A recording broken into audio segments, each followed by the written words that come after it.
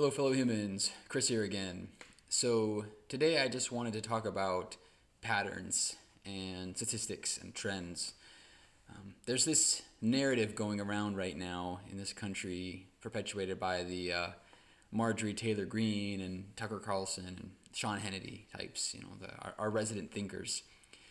This idea that cases of COVID are spiraling out of control again in this country, kind of like they were in the winter, and that's evidence that the vaccines don't work, uh, as opposed to evidence that not enough people are getting vaccinated.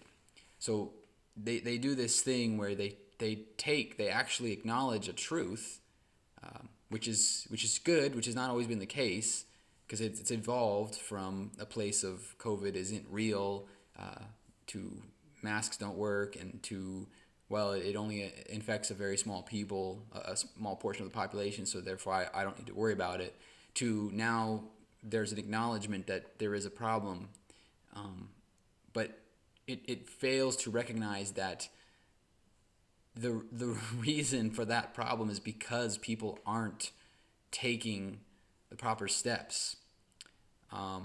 You look at like what happened here in California a couple months ago when Gavin Newsom and because of the CDC making the recommendation, we ended the mask mandates here for a while, and because of that, we it spiraled out of control. And the thing is, you look at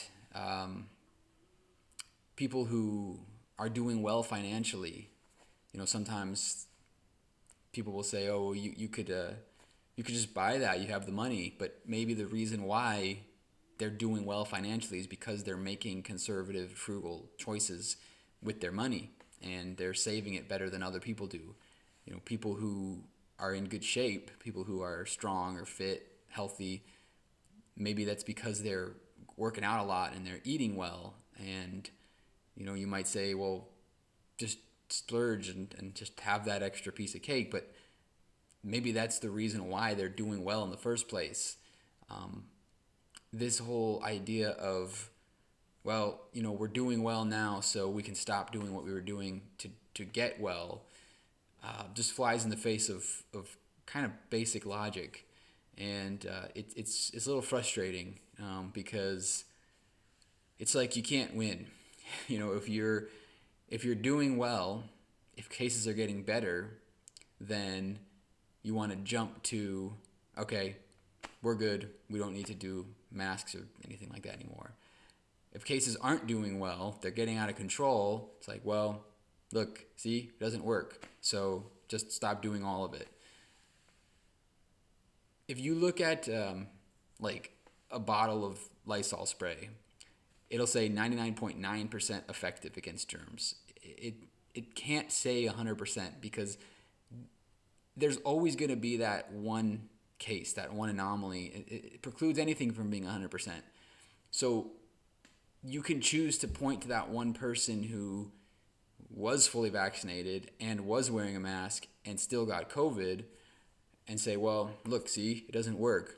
But you sort of fail to acknowledge that that's about something about 7 times the amount of cases that are hospitalized are people that are unvaccinated. Progress doesn't ever stop. You don't stop pushing for fairness and equality and justice, because Derek Chauvin got 22 years in prison.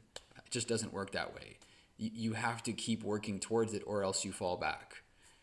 And I wish that us grown-ups in this country would do a little bit better about understanding that concept of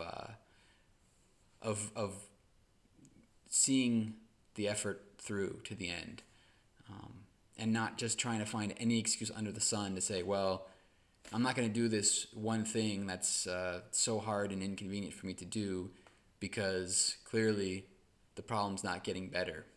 Or, oh, clearly the problem has gotten better, so I don't need to do this inconvenient thing anymore. We need to find a way to work together, I think, as a community and work for the better good of society and stop trying to find excuses to just quit. Don't listen to Marjorie Taylor Greene and Tucker Carlson. They don't have the interests of the community in their hearts. They're worried about something else. Anyway, that's just something I was thinking about on a Sunday morning. I hope everything's going well for everybody else.